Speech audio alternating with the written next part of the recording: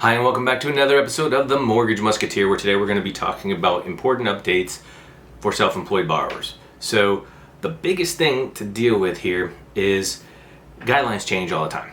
And during COVID, we're in December of 2020 right now, and on December 14th, they updated the guidelines. Now, where it impacts self-employed borrowers the most has to do with profit and loss statements and with business bank statements. So if you have an audited profit and loss that you can supply year to date at the time that you are actually doing your loan, then we don't need business bank statements.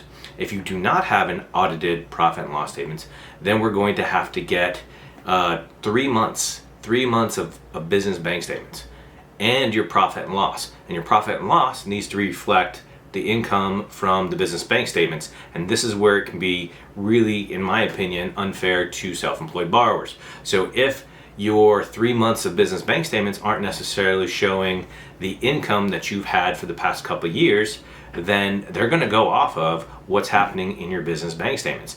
If you have a very steady business, probably not going to impact you so much. But if you have a seasonal business where maybe it's heavier in summer or heavier in the winter or on both ends, and however that may be, if you have more of a seasonal income with large amounts, a very good example was a liquor store. I just did a loan that almost got denied because the majority of their business is done during the holiday season, and they make a massive amount because they own a liquor store. Well, the profit and loss did not support the income. And these folks made over $1 million a year. So imagine somebody making over $1 million a year not getting credit for that income.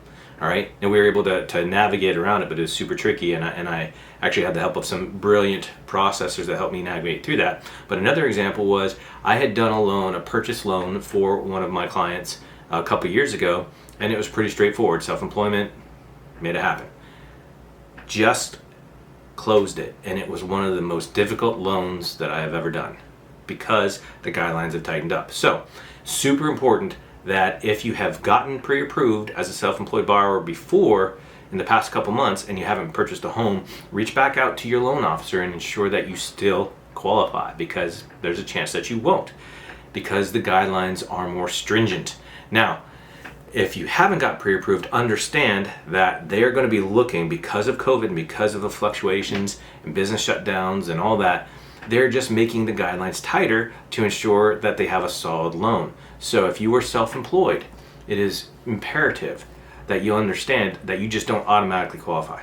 It absolutely depends upon your tax returns, your profit and loss, and your business bank statements. And again, now we have to supply 3 months of business bank statements. So reach out to your loan officer, ensure that you are still qualified, ensure that you have that documentation ready, okay? Because you can't get around it. You're gonna have to provide your profit and loss.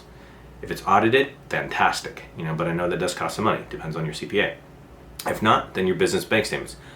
What do your business bank statements reflect compared to your profit and loss? All right, okay, I hope this helps. Super important, guidelines change all the time. Maybe they'll loosen up later, but for right now, going into 2021, this is actually what we're going to be looking at for self-employed borrowers. It's getting a little trickier. All right, until next time, it's all for one and one for all.